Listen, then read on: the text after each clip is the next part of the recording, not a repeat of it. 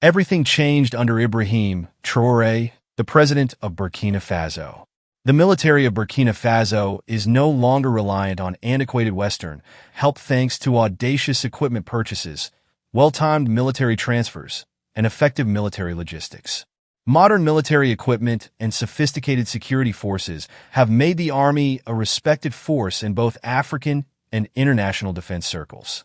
Burkina Faso is growing, not just existing. Even the UN is taking notice. However, what changed? We want to take a moment to express our gratitude for your support and for being an important part of our vibrant community. If you haven't joined yet, we invite you to do so that we can work together to create an even greater community. The Army's transformation started when the nation's authorities, led by the resolute President Ibrahim Traoré of Burkina Faso, declared they would not rely on outmoded Western handouts and flimsy political pledges. Rather, Burkina Faso started a strategic equipment acquisition program that put capabilities ahead of control in order to secure military supplies and equipment delivery. Burkina Faso adopted alliances that transformed its security policy by collaborating with world defense leaders, especially China, who provided substantial help. This was about changing how a country views and displays its power, not just about weaponry. The Burkina Faso military now has advanced weapons, armored vehicles, destructive firepower, and military logistics that can compete with more advanced militaries. Security forces are always prepared for missions thanks to expedited military supplies and effective equipment procurement procedures. The claim that Burkina Faso is rewriting the rules for how smaller countries can overcome all obstacles is not hyperbole. What tools does Burkina Faso now have? The military reform of Burkina Faso practically starts on the ground.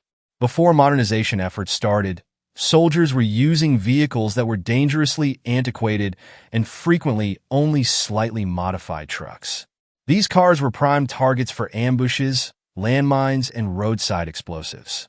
There were unavoidable casualties in every convoy that was dispatched into a combat area. Because of the low morale, rebels mercilessly took advantage of these weaknesses. Enter the technical wonders that revolutionized everything. The VP-11 and CSVP-14 MRAPs, mine-resistant ambush-protected vehicles. These are life-saving machines designed to endure the hard reality of contemporary warfare, not just armored vehicles. The MRAPs, in contrast to older equipment, are specifically made to counter the most deadly methods used by insurgents. They can shield personnel from direct fire, deflect IEDs, and absorb the blast from anti-tank mines. However, these cars are more than just cocoons of protection. They are adaptable machines that can play a variety of jobs. In times of crisis, MRAPs serve as ambulances, ensuring wounded soldiers receive timely medical attention and allowing troops to traverse through battle areas with confidence. They have even shown great value in civilian settings, such repairing roads in isolated areas or providing disaster relief during floods.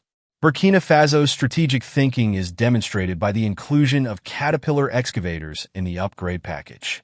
Even though they might not make the news, excavators are essential for building roadways in conflict zones, removing debris after attacks, and bolstering defensive positions.